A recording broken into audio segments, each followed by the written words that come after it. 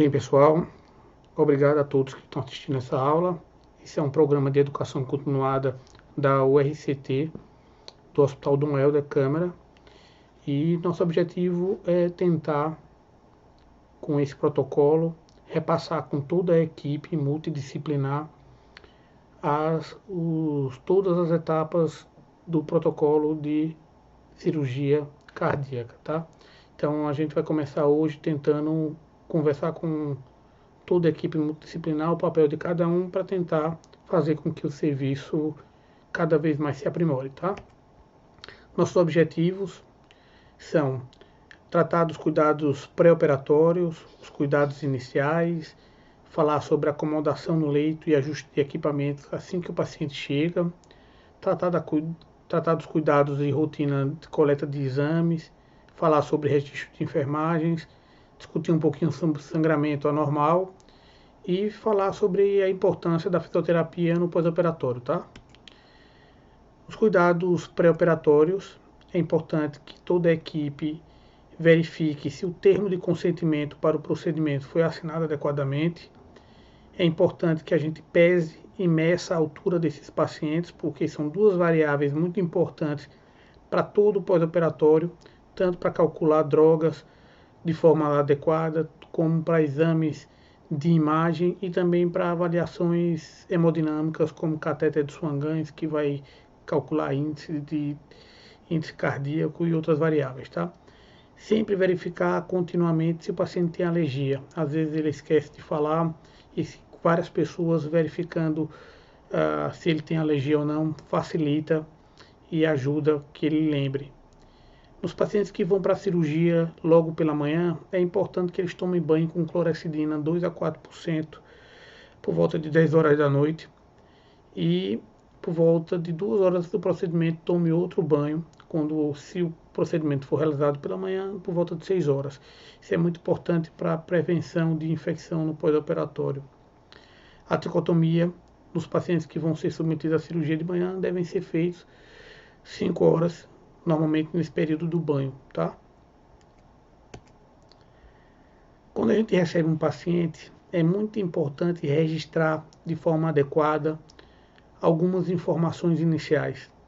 Então, a gente tem que saber qual foi a cirurgia que foi realizada, se foi cirurgia de revascularização, se foi com SEC, se foi sem SEC, se foi completa ou se foi uma cirurgia incompleta. A completa é quando revasculariza todos os vasos, a incompleta é quando alguns vasos ficam sem revascularizar. Quando for uma cirurgia de válvulas, uma cirurgia valvar, é importante saber o tamanho dessa prótese e deixar registrado no prontuário. Temos que saber também as comorbidades, o tempo de SEC, o tempo de anóxia, o balanço hídrico no intraoperatório, se ele ficou mais zerado, se ele ficou negativo, se ele ficou negativo. A função ventricular é importante que seja passado logo de início, porque isso vai repercutir nas ações que vamos ter no pós-operatório. É importante que o anestesista traga para a gente as últimas gasometrias para saber como é que foi no intraoperatório e qual foi a última gasometria que contém tanto as variáveis ácido básicas como os eletrólitos, a glicemia e o lactato, tá? E por último é bom registrar as intercorrências que aconteceram nesse intraoperatório. Uma coisa importante é sempre descrever o que é SEC e o que é anóxia. O que é SEC? SEC é o tempo de circulação extracorpórea. E também existe o tempo de anóxia. O SEC e a anóxia são um pouco diferentes. O que é a SEC? O tempo de SEC é aquele tempo em que o cirurgião instala o aparelho de SEC, seria esse aparelho, tá, no coração. O coração ainda está batendo e a partir do momento que é ligado esse aparelho, é contado o tempo de circulação extracorpórea até se desligar. Então, não necessariamente o coração está parado, o coração está ligado ao aparelho de circulação extracorpórea, mas nesse primeiro momento o coração ainda está batendo, tá? Então aqui eu vou fazer uma ilustração de como é um implante de um extracorpóreo. Então ele coloca um catéter no átrio direito que pega esse sangue a partir de bombas, passa por uma membrana, o sangue venoso se arterializa, fica implementado oxigênio e esse sangue volta para a aorta, tá? E a partir que o sangue está voltando para a aorta, é realizado um clamp da aorta, e a partir do momento que se clampeia essa aorta, o coração para de bater, tá? Se coloca uma cardioplegia, se clampeia a aorta e toda a oxigenação do organismo é feito por esse aparelho, pela membrana de oxigenação. Então, no primeiro momento, a SEC é ligada com o coração batendo, no segundo momento se instala a cardioplegia, que faz com que o coração pare, e se clampeia a aorta com essa pinça. E aí a cirurgia vai ser feita com o coração parado e a oxigenação realizada por essa estrutura, por esse aparelho. Então, após a cirurgia, terminada a cirurgia, é importante que a equipe do bloco entre em contato com a equipe da URCCH, da UTI de pós-operatório, passe o caso inicialmente por telefone e avise que vai receber, que vai transferir esse paciente, até porque para que aqui a equipe possa se prontificar a recebê-lo, tá? Quando esse paciente chega, é importante também que na transferência se cheque a PV dos drenos, se os drenos estão realmente clampeados, se os catéteres venosos estão bem implantados, se não superficializou, se não puxou, se o catéter arterial está funcionando. Na transferência é muito importante que quando o paciente saia do leito de transporte para o leito da UTI, tenha algum tipo de monitorização. O paciente sempre ele vai vir com um eletrocardiograma, uma pressão invasiva, catéter venoso e oximetria. Então, quando o paciente vai transferir, eu sei que existem muitos cabos, que existem muitos fios, mas é importante que na transferência da cama de transporte para o leito da UTI, ele não perca a monitorização por completo. Então, ele tem que estar com a PAI funcionando, ou com a saturação mostrando o pulso, ou o eletrocardiograma já no monitor da UTI. Tá? Então, para que isso não fique muito tempo sem nenhuma monitorização. E o mais rápido possível se instale a PAI para a gente acompanhar a pressão. Então, enquanto ele está transferindo de um leito para o outro, mesmo que se desligue a PAI até trocar de monitor, é importante que tenha a oximetria mostrando os pulsos e ou o eletrocardiograma mostrando os batimentos, para que se evite que o paciente fique sem nem, por algum tempo sem nenhuma monitorização. Isso é de extrema relevância. É importante que a gente perceba evitar emaranhados de fio e equipamentos. Isso principalmente parte desde da preparação do bloco para cá, para a UTI. Então é importante que quando o paciente chegue, se organize todos os equipos, todas as camas, para que não fique aquele emaranhado que depois com intercorrência a gente não sabe como está trabalhando com isso, tá? Principalmente quando existe muitos equipos, muitos fios, é importante que a gente identifique cada equipe próximo do catéter, para a gente saber o que é a noradrenalina, o que é a dobutamina, o que é a adrenalina, e não fica aquela dificuldade numa intercorrência que precise de uma avaliação ou de uma medida mais rápida, a gente não saiba o que é que a gente está manuseando. Então aqui é um exemplo de uma identificação do catéter, foi identificado os equipos das drogas com o nome delas para poder a gente manusear de forma mais fácil. Observar que o equipo de noradrenalina é fotossensível, como a gente sabe, a adrenalina em infusão contínua e a noradrenalina, em infusão contínua precisa utilizar equipos fotossensíveis. Outra coisa importante é zerar as pressões invasivas, tanto a pressão arterial invasiva como a PVC. Quando a gente utiliza os monitores automáticos com pressão invasivas contínuas no monitor. Uma das coisas que todos devem reconhecer aonde é o ponto de referência para o zero, onde a gente vai colocar o transdutor, qual o nível do transdutor vai ficar. Esse nível de zero a gente conhece como ângulo ou eixo flebostático. Onde é que ele fica? O ângulo flebostático fica no quarto espaço intercostal, normalmente ao nível do mamilo, tá? Na junção do quarto espaço intercostal com a linha axilar média. Divide a linha axilar média, então esse é o ponto, ângulo flebostático, que a gente convenciona onde o átrio esquerdo está. Toda vez que a gente for mobilizar o paciente de uma posição para outra, é importante que a gente zere, porque o ângulo flebostático ele pode modificar o local. todas as pressões são zeradas nesse ponto, tanto a pressão intraabdominal, como a PVC, como a PAI, todos os ângulos, todas as pressões são zeradas aqui, tá? Então é importante reconhecer isso, lembrar que a linha mamilar é quando a mama é do tamanho normal, tá? Quais são os cuidados ainda nessa etapa de zerar? É importante que se zere, que o nível fique nesse nível aqui, tá? Que o transdutor fique, que o paciente, que o ângulo flebostático fique nesse nível. Às vezes é importante que a gente utilize algum guia, a gente pode usar uma vareta com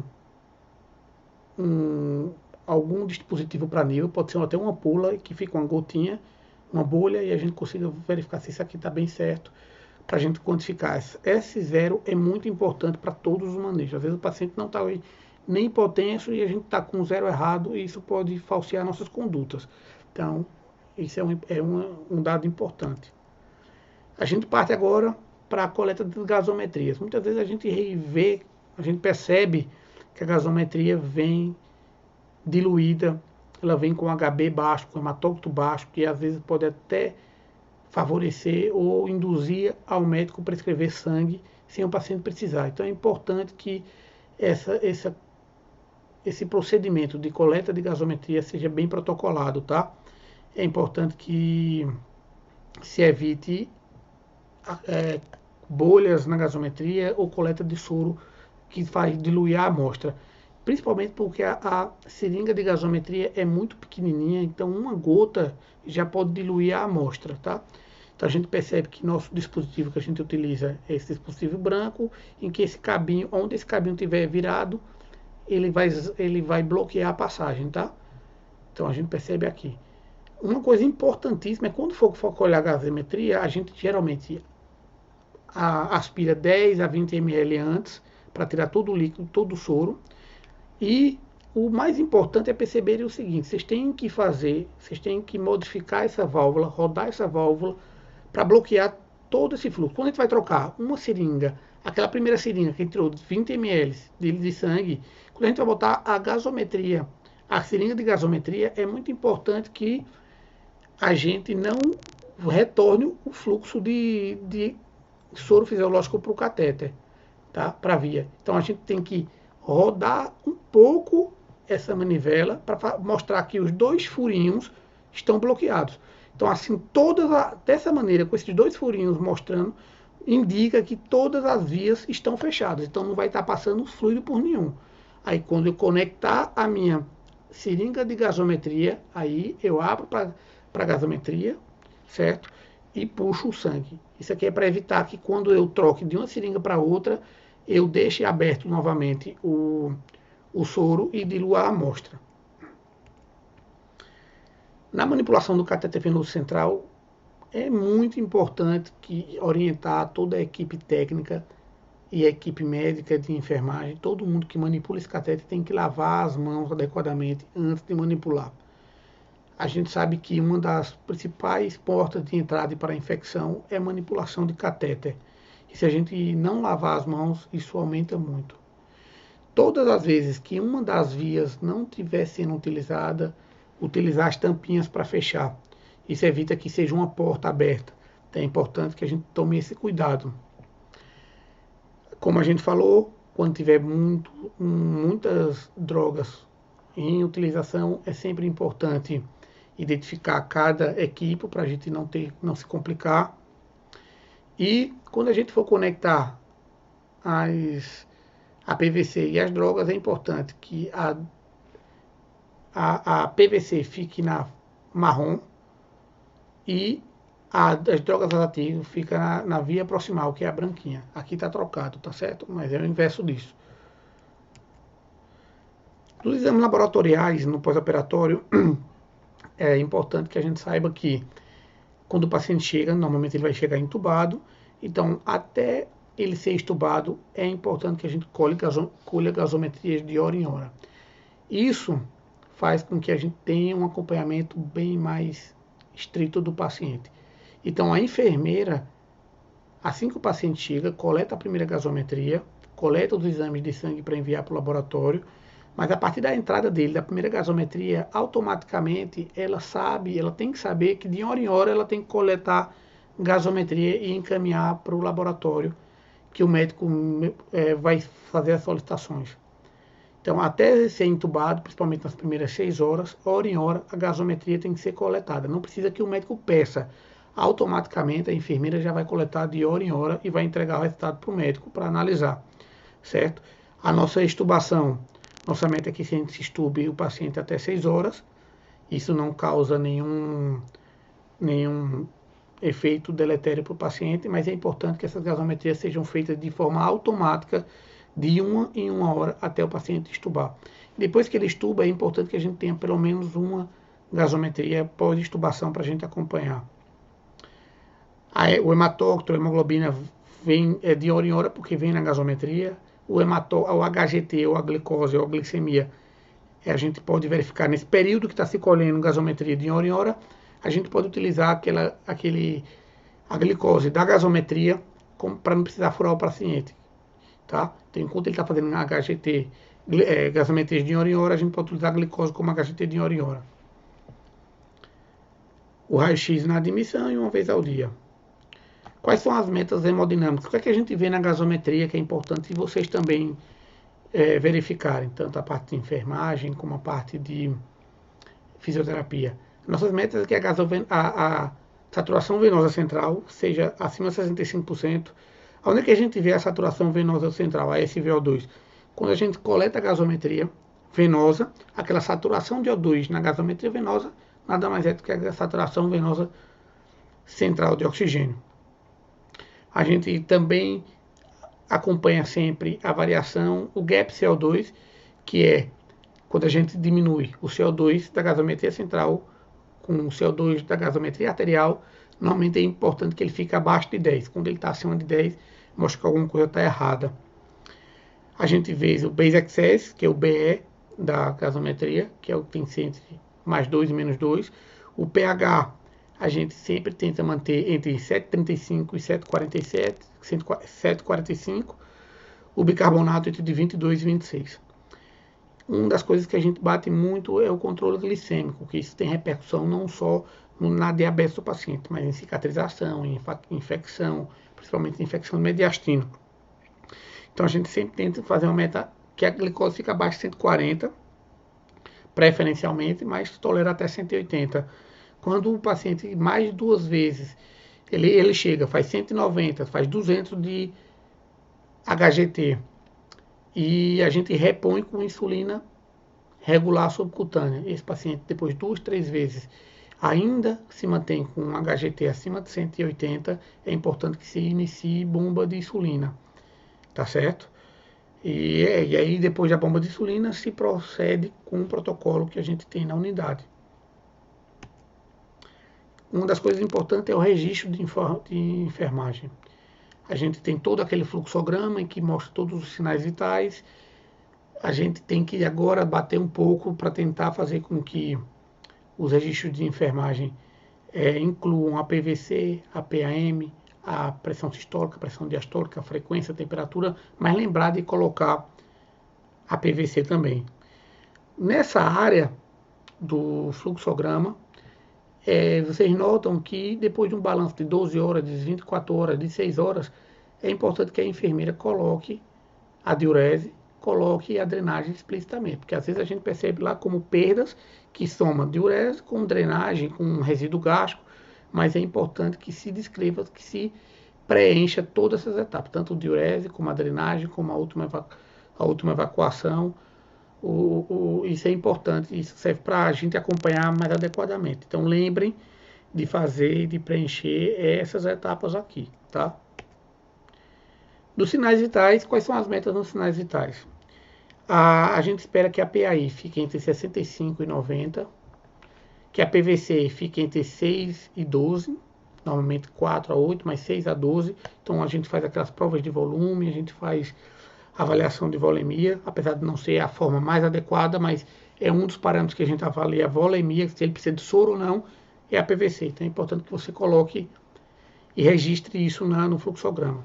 A nossa frequência ideal é de 60 a 100, a frequência respiratória entre 12 e 20 e a saturação que fique no mínimo de 92%.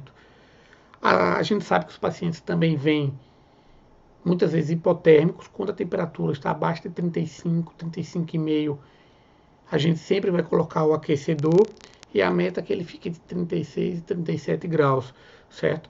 E esse aquecimento vai gradual. A gente não, quando o paciente está com uma temperatura abaixo de 35, só o cobertor não vai resolver. Então a gente tem que trabalhar para colocar o aquecedor. Então abaixo de 35, o aquecedor é de suma importância. Isso evita que o paciente tenha distúrbio de coagulação, as drogas ativas funcionem melhor. E do fluxograma, das avaliações de sinais vitais, o que a gente também acompanha de forma rotineira? A gente acompanha o débito urinário. Quanto é que o paciente urinou? A gente espera que ele urine entre 0,5 a 1 ml por quilo hora. Então, por isso que aquelas medidas seriadas de hora em hora é importante para a gente saber se ele está urinando adequadamente, certo? A gente acompanha o dreno mediastinal, o dreno torácico, é importante que todos eles fiquem com uma drenagem abaixo de 2 ml por quilo, normalmente eles ficam 50, 100 ml hora, às vezes chega a 200 nas primeiras 2 horas, o importante é que ele não passe muito tempo acima de 200, mas ele fica até 2 ml por quilo hora, e em torno, a gente sabe que fica em torno de 50 a 100 ml hora nas primeiras horas, tá? A partir disso, é um sangramento anormal que a gente vai discutir um pouco mais à frente. O hematócrito, a meta é que ele fique acima de 24, tá? Então, abaixo de 24, o hematócrito a gente vai transfundir, acima de 30 a gente não transfunde ninguém, entre 24 a 30 a gente avalia individualmente como é que o paciente está. Se o paciente está hemodinamicamente estável, entre 24 e 30 a gente não transfunde, se ele está instável, precisando de droga, se a SpO2 dele está baixa, entre 24 e 30 a gente vai transfundir mais liberalmente. E abaixo de 24 a gente vai transfundir no POI todo mundo. O potássio vai ter que ficar entre 4, 4,5 até 5, tá? E evitar hipocalemia e hipercalemia. E o sangramento anormal, como a gente comentou, é que ele fique sempre abaixo de 2 ml por quilo. Quando ele fica com mais de que 500 ml na primeira hora, nas primeiras horas, aqui não é primeira hora, nas primeiras horas, a gente tem que ficar assustado. Se ele começa a drenar mais do que 100 ml hora nas primeiras 4 horas, 100 ml hora, 100 ml hora, 100 ml hora, e não para nas primeiras 4 horas, é um sangramento anormal.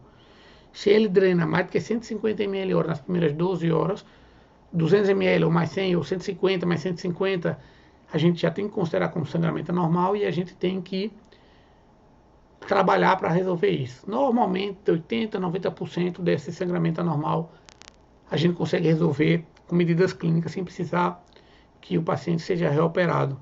Então, como é que a gente trata esse sangramento anormal? A gente faz protamina, a gente faz plasma fresco, a gente faz crioprecipitado, plaquetas, complexo protrombínico que a gente está tendo aí no hospital, que é o Beriplex, o Epsilon, como vocês já viram várias vezes a gente usar. Então, a gente usa todos esses artifícios quando o paciente está com sangramento anormal. E quando são indicações que sugerem indicações de reabordagem cirúrgica, que normalmente não é por distúrbio de coagulação. São sangramentos que muitas vezes são sangramentos cirúrgicos, que precisa de ponto, de sutura, que é algum vaso sangrando. Então a gente começa a perceber quando esse sangramento passa de 200 ml hora por 4 a 6 horas seguidas. Isso mostra pra gente que o sangramento é um sangramento que não está parando. Não é aquele sangramento que é 200 ml hora e vai caindo com o tempo. É um sangramento que persiste de 200 ml hora por 4 a 6 horas. Então, se você pensar em 4 horas, se ele sangrar 200 ml hora, ele vai sangrar 800 ml. Isso é um sangramento bem significante e provavelmente não é por babação de sangramento. Quando a taxa de sangramento é acima de 1.500 ml nas primeiras 12 horas, também é um sangramento vultuoso que precisa de uma abordagem cirúrgica. E aquele paciente que está sangrando 50, 100 ml hora, de uma hora para outra, sangra 300, 500 ml, provavelmente se indica que ele pode ter rompido alguma anastomose, alguma hemostasia e precisa ser abordado de urgência. Agora, lembrar e atentar que às vezes o paciente passa a noite sangrando um pouquinho, depois para de sangrar. Quando ele vai para o banho de manhã, que você imobiliza, muitas vezes sai aquele sangramento de 200, 300 ml. Na verdade, ele não sangrou aquilo naquela hora. Ele acumulou e aquele é um sangramento acumulado que se manifestou, se evidenciou naquele momento. A gente percebe isso, que às vezes, muitas vezes, um sangue, não é aquele sangue vivo, é aquele sangue violáceo, não é quente, é aquele sangue frio, certo? Que não faz aquela fumacinha, que não faz aquela condensação no dreno. Então, e normalmente na mobilização do paciente. E outra indicação de abordagem cirúrgica é quando o paciente tem evidências de tamponamento, independente da quantidade. Pode, às vezes, um sangramento de 100, 200 ml e o dreno está tampado, sujeito de tamponamento, e a gente tem que abordar de forma imediata. Os drenos, é importante conhecer como é que eles funcionam. Tem o dreno, que é o dreno mediastinal, ele vem aqui perto da cavidade abdominal, ele sobe e fica no mediastino, e muitas vezes ele vem com um dreno torácico que serve para drenar o tórax. Então, o dreno mediastino e o dreno torácico drena o tórax. Mas, normalmente, de rotina, a gente vê aí na unidade que às vezes ele vem com um dreno só ou com 2 drenos todos na região do mediastino. Como é que eles fazem isso? Ele entra com o mediastino e dobra e faz uma curva para o tórax. Esse tipo de abordagem é interessante porque o paciente evolui com menos dor e restringe menos a ventilação dele. Apesar dele não ter uma eficiência tão grande para drenar o líquido, ele diminui muito a dor do paciente, ao contrário desse outro aqui que está na região interclavicular, e quando o paciente respira, sente muita dor. Então a gente percebe que isso aqui, a dor é maior, enquanto esse aqui a dor é menor, mas a eficiência é um pouco menor. Lembrar sempre de estar ordenhando de 4 a 4 horas o dreno. A nosso dreno vem com aspiração contínua sempre, mas a qualquer indício de coágulo, é sempre importante drenar, fazer a ordenha do dreno para poder evitar que esse dreno pare de funcionar adequadamente. Alguns temas importantes que nosso convívio, é importante que vocês conheçam o funcionamento, para que serve o balão intraórtico e como é que funciona isso, certo? O balão intraórtico é um balão de contrapulsação, ele serve para melhorar o débito cardíaco nos pacientes que estão baixo débito, insuficiência cardíaca, choque cardiogênico grave, que não responde a drogas. E também ele serve, muitas vezes, para aquele paciente que está tendo angina, está em uso de tridil, vai aguardar a cirurgia, porque toma clopidogrel, e está aguardando cirurgia, mas mesmo assim a gente aumenta o tridil, ele continua com dor. E o que, é que a gente faz? A gente passa o balão intraórtico, porque quando ele insufla, volta sangue e perfunde a coronária, que as coronárias, como a gente sabe, é perfundida na diástole. Então, o balão intraórtico fica na aorta, então quando ele insufla, ele ajuda tanto ao sangue sair, como ele faz o sangue voltar e perfundir as coronárias. O que é importante que a equipe de enfermagem avalie junto com a equipe médica. Todo dia é importante a gente avaliar o pulso do... Normalmente ele vem na perna, então todo dia é importante que a gente avalie o pulso pedioso, o pulso distal desse paciente, porque uma das principais complicações do balão intraórtico e que faz a gente tirar precocemente é quando ele começa a isquemiar a perna. Então, quando o pulso é bom, a gente pega o pulso pedioso lá no pé, pulsa, está pulsando, ótimo, está tendo sangue. Agora, muitas vezes o pulso, quando o paciente está em choque cardiogênico, por exemplo, o pulso é muito filiforme, muito fininho. A gente com a mão não consegue palpar direito. Então a gente utiliza desses ultrassons que vem no próprio balão, no console do balão intraórtico, tá isso. É igual aqueles ultrassons de grávida, para avaliar o batimento do feto. A gente liga e vai tentando na topografia da artéria avaliar o pulso. E aí depois a gente escuta aquele barulho. Se tiver com pulso, ótimo, bom pra gente. Mas muitas vezes esse pulso reduz, a perfusão diminui e a gente tem que tirar o balão.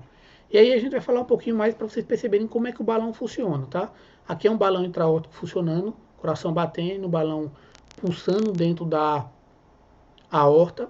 E como é que ele funciona? Aí ele na sístole, ele desinsufla e puxa o sangue. Na diástole, ele faz o sangue voltar. Então na sístole, ele puxa o sangue, na diástole, ele faz o sangue voltar. Na hora que esse sangue volta, ele vai e perfunde a coronária. Então na sístole, ele puxa o sangue, ajuda o sangue a bater, o coração a bater melhor, melhora o débito cardíaco, e na volta, o sangue quando volta perfunde as coronárias, então naquele paciente que está tendo angina refratária, ele funciona muito bem.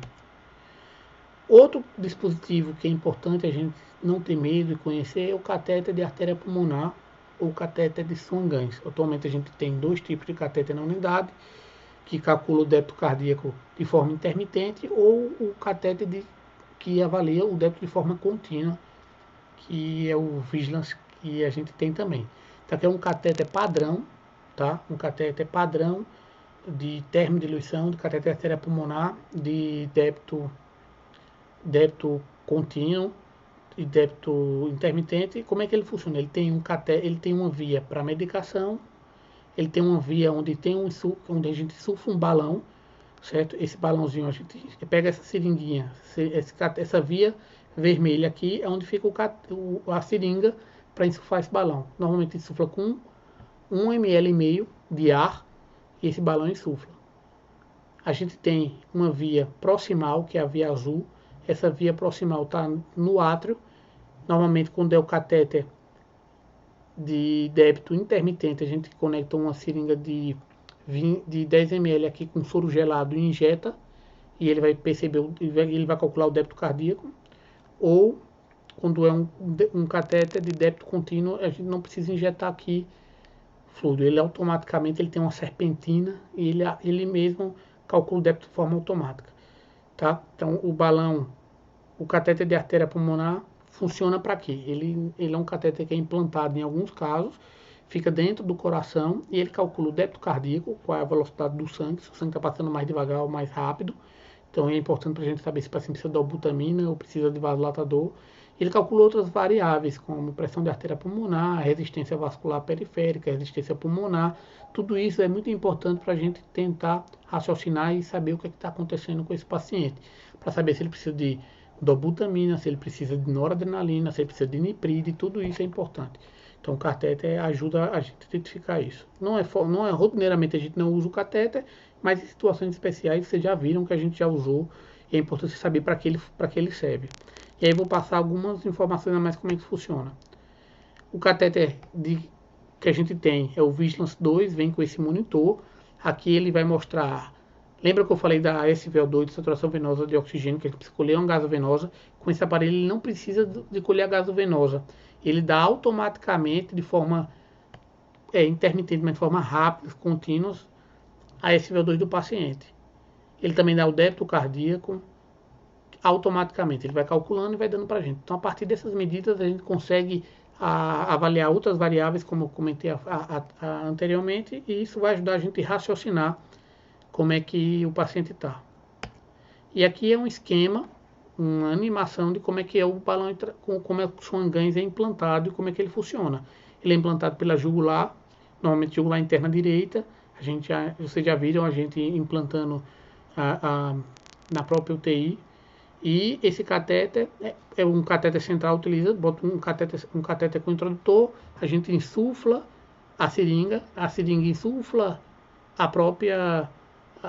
essa própria bolinha, ele passa para o átrio, passa para o ventrículo direito, a gente sabe onde está o catéter através dessas curvas, ele vai seguindo o fluxo, entra na artéria pulmonar, e ele vai até impactar. Entrou na artéria pulmonar, olha que muda o tipo de curva, quando ele chega aqui, ele impacta e aí a gente desinsufla e deixa o catéter lá. A partir disso a gente consegue saber como é a pressão em câmara direita, a pressão em câmaras esquerdas e fazer todas aquelas outras análises.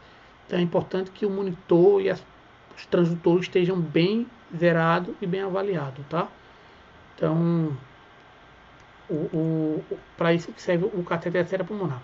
Então, o que é que o catéter arterial pulmonar dá para a gente? Débito cardíaco, índice cardíaco, pressão média da artéria pulmonar, pressão de oclusão da artéria pulmonar, resistência vascular sistêmica, índice de resistência vascular pulmonar, volume sistólico. Então, tudo isso a gente associa e a partir das combinações dessas variáveis a gente sabe qual é o tipo de choque que o paciente está, porque ele está hipotenso, porque ele está alterando exames, tá bom? Então, é muito importante que vocês saibam lidar com esse tipo de dispositivo. Para a fisioterapia, é importante que a gente saiba que normalmente esses pacientes na nossa rotina vêm ventilado a pressão controlada, certo? O modo PCV. A gente calcula o delta de pressão para que o volume corrente do paciente fique entre 6 a 9 ml por quilo. Diferente da SARA, a gente usa menor do que 6 ml por quilo. Nesses pacientes pós-operatório, o pulmão a priori são bons, então a gente usa 6 a 9 ml por quilo. Então a gente calcula a pressão de pico a partir disso. Lembrar que a gente utiliza sempre o peso predito, porque o gordo ou o magro, o pulmão é o mesmo. Então a gente vai usar o volume a partir desse peso predito. Então o delta de pressão inspiratória é variável, para manter esse volume. A PIP inicial, de forma geral, é de 5. Às vezes a gente faz um pouco mais, dependendo da oxigenação do paciente. É importante que a gente sempre meça a primeira gasometria com FiO2 de 100%, para a gente avaliar os gradientes adequadamente, os shunts com 100%. Como o paciente, eu comentei anteriormente, como o paciente muitas vezes vem hipotérmico e precisam de uma fonte ativa de calor, quando possível, a gente pode iniciar a ventilação com aqueles aquecedores ativos, que a gente coloca água e aquece o paciente, porque ele tem um efeito tanto de umidificar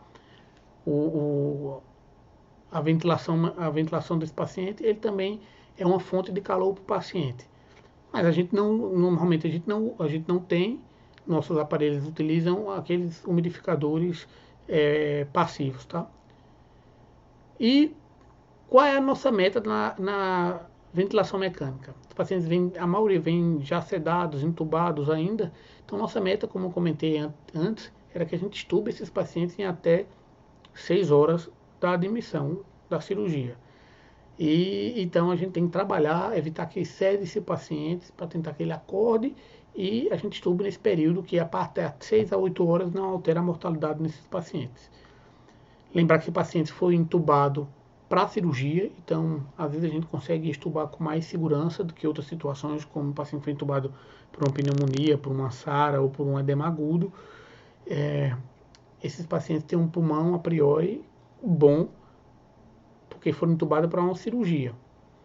A gente tenta utilizar o sistema de fast track, que é tentar fazer essa extubação de forma mais eficiente possível dentro do prazo.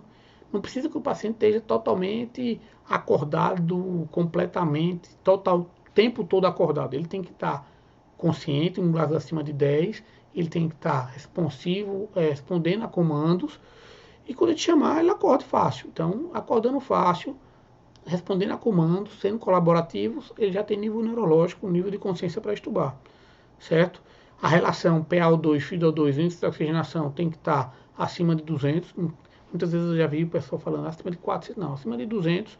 E quando é DPOC acima de 150, já existe um índice de oxigenação bom para progredir esse desmame, essa descontinuação da ventilação mecânica, certo? A gente considera no POI que o paciente está hemodinamicamente estável quando ele está com a dobutamina menor do que 15 microgramas por quilo minuto, de forma geral, e a noradrenalina abaixo de 0,1, 0,2 microgramas por quilo minuto, que normalmente dá 30 a 35 ml hora de nora. Isso, mais uma vez, a diferença de uma situação de um UTI geral, de um UTI cardiológico, o paciente foi iniciado droga muitas vezes por causa da situação que ele foi admitido. No pós-operatório de cirurgia cardíaca, a gente extuba, a gente faz uma descontinuação da ventilação mecânica com drogas relativamente altas. Então, muitas vezes, não é raro a gente extubar o paciente com 20 ml hora de nora, com 10 microgramas por quilo de dobuta, mas importante é que essas drogas estejam estáveis no decorrer do tempo ou estejam baixando. Nunca a gente vai pedir para extubar com um paciente que está piorando, que está precisando de drogas crescentes, níveis crescentes de droga vasoativa. Então, a gente mantendo um nível adequado de droga vasoativa e está estável ou reduzindo, a gente pode progredir a extubação de pacientes. E lembrar que o pH tem que estar compensado. Às vezes ele está com um pouco de acidose metabólica, o lactato ainda está em acessão, mas a gente corrige com bicarbonato, resolve naquele período e o paciente é extubado de forma adequada, tá certo? Outra importante ação da fisioterapia é iniciar a reabilitação. Essa reabilitação no paciente tem que ser reabilitação cardiovascular, tem que ser iniciada o mais rápido possível, que é uma coisa que é uma atitude que gera muito benefício para o paciente. Então, a partir do momento que o paciente está estável, foi estubado, está estável, começar a fase 1 da reabilitação. A fase motora, fazer as atividades motoras, tentar sentar o paciente. A partir do primeiro pré-ósseo, o paciente está sem droga vasoativa, mesmo com dreno, a gente tem que tentar fazer esse paciente mobilizar esse paciente, se for possível, sentar em poltrona, se ele tiver sem drogas vasoativas, tiver estável, clinicamente estável, sem dor. Então a gente tem que tentar considerar sentar esse paciente precocemente, fazer com que ele se mobilize rapidamente, tá certo? E quando a gente pede para sentar, por protocolo da unidade, a gente pede para sentar após o curativo diário. Então, de manhã o paciente vai, faz o curativo, a enfermeira fez todos os curativos, a gente discute com o médico se existe alguma contraindicação para progredir à fase de reabilitação e em seguida procede a sedestação desse paciente. Sempre fazendo as etapas, sedestação na cama, avaliação se ele não vai ficar hipotenso, nenhum outro grau de tontura, se progredir bem, sentar na poltrona e a partir disso seguir com o protocolo de caminhadas, fortalecimento, porque vocês sabem que isso é muito importante. Alguns alertas para a unidade, certo? A gente conhece o delírio, o que é o delírio? Aquele paciente agitado, aquele paciente que dá trabalho para a equipe, muitas vezes, e que a gente muitas vezes não sabe lidar com eles, tá? Esse paciente agitado, em delírio, que está dando trabalho, muitas vezes ele precisa, esse tipo de fenômeno é um sinal de alerta para a gente, porque é uma disfunção orgânica desse paciente. Está mostrando que todo paciente que pode estar na mesma situação, mas aquele que teve delírio, tem um desfecho pior, pode morrer mais. Mas a gente precisa fazer nossa parte. Então a gente tem que entender que ele está passando por um sintoma, um quadro clínico, uma patologia, e aquilo não é porque ele é ruim, não é porque ele é mal educado, é porque ele está passando por essa disfunção. E a gente tem que saber lidar com essa situação. Então a gente tem que evitar aquele reforço positivo. Aquele paciente está chamando mamãe, papai, e a gente ficar, mamãe está aqui, papai está aqui, ou ele foi passear. Não, você tem que chegar lá perto dele e dizer, olha, fulano, você está na UTI, você passou por uma cirurgia cardíaca, hoje é segunda-feira, hoje é sexta-feira, é 8 horas, você está bem, você não está com sua família, mas você está aqui na UTI, do Hospital Dom Helder, e tentar localizar o paciente, dizer a hora, isso é muito importante. Aqueles pacientes que usam óculos, que usam dispositivos auditivos, falar com a família para que tragam, porque é mais uma ferramenta que a gente tem para fazer com que esse paciente saia do delírio mais rápido, certo? Uma coisa que eu bato muito é tentar evitar a contenção mecânica, fazer amarrar paciente, isso não é adequado, isso faz com que piore o delírio dele. Se o paciente está agitado com risco para ele ou risco para outras pessoas, existe a contenção química, existem medicamentos que a gente utiliza como o Aldol, evitar o dormonide, o diazepam, os benzodiazepínicos, porque isso pode piorar no futuro o delírio dele. Então a gente faz o Aldol, a gente faz a prometazina, várias vezes a gente repete para tentar fazer a contenção química para evitar que ele tenha alguma agressividade maior, certo? Mas evitar o máximo que der a contenção mecânica, para não acontecer aquilo que às vezes a gente vê na UTI, que o paciente está sem uma medicação, está lá se debatendo todo amarrado no tórax, amarrado na perna, amarrado no braço. Isso pode prejudicar a saúde dele e ainda pode piorar o delírio dele. Então, a gente sempre tem que tentar fazer com que essa contenção seja evitada e tentar fazer a contenção química. Lembrar que, quando possível, se o paciente não está agressivo, a gente pode tentar dar um banho no chuveiro, colocá-lo perto da janela, porque tudo isso são fatores que desencadeiam o delírio. Então a gente tratando cada episódio desse, cada situação, cada item desse, faz com que ele fique melhor, tá certo? E quais são as metas gerais? A gente tenta que um desfecho favorável de um pós-operatório bem realizado, esse paciente chegou entubado e foi entubado em até 6 horas, a gente retirou o dreno a partir do segundo pós-operatório. Quais são os critérios para a gente retirar o dreno? Quando ele drena menos do que 10 ml por hora nas últimas 6 horas. Então, se você contar nas últimas 6 horas, 10 ml por quilo hora, 10 ml hora, a gente já pode programar a retirada desse dreno. Lembrar que a gente tem que verificar o INR, o coagulograma dele, se o INR e a relação TTPA estiverem abaixo de 1,5 e as plaquetas acima de 100 mil, certo? A gente pode tirar esses drenos. Se o paciente estiver estável, sempre estimular ele a sentar na poltrona no primeiro PO, para tentar mobilizar, ajuda até a mobilização de líquido do tórax pelos drenos. A gente tenta tirar a sonda vesical de demora o mais rápido possível, assim que o paciente não estiver consciente, orientado, não precisar quantificar estritamente a diurese, pode tirar. Primeiro PO, o paciente está estável, está orientado, está sem droga vasoativa, tira, qualquer coisa, se ele precisar urinar, ele pede, certo? A paradeira, o papagaio, tá? O eletrodo de marca-passo normalmente é retirado, ele deveria subir para a enfermaria com esse marca-passo e retirado um dia antes da alta. E uma das coisas que eu peço muito, que é de extrema importância para todos os pacientes da UTI, é que antes de abordar o paciente, antes que for examinar, que for manipular o paciente, lavar as mãos.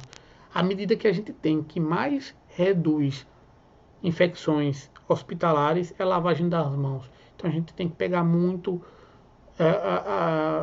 tentar nos educarmos para tentar cada vez mais lavar as mãos e evitar infecções. Tá? Então, lavagem na mão quando vai manipular o paciente e principalmente também quando vai manipular o catéter. Tá certo?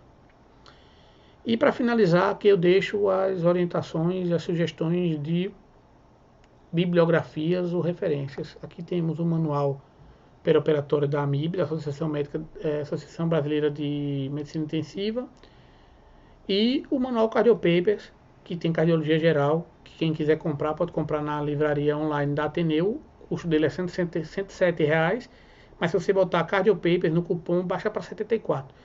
Esse aqui é um livro que foi editado por mim e por Eduardo Lapa, os dois diaristas da UST e do Dom Helder, e que podem ajudar a compreensão dos pacientes tratados na unidade. Eu agradeço a compreensão de vocês, a participação de todos, e essa é a primeira aula de uma cadeia de educação continuada da unidade, porque a gente acredita que o sucesso de toda a unidade baseia-se na equipe multidisciplinar. A equipe multidisciplinar capacitada, ela é um espelho do nosso serviço e ela vai trazer benefício muito grande para os nossos pacientes, que apesar de ser um hospital do SUS, a gente tem que tratar como um hospital de excelência, tá certo? Então, qualquer dúvida, qualquer sugestão, a gente está à disposição para tirar com vocês, tá certo?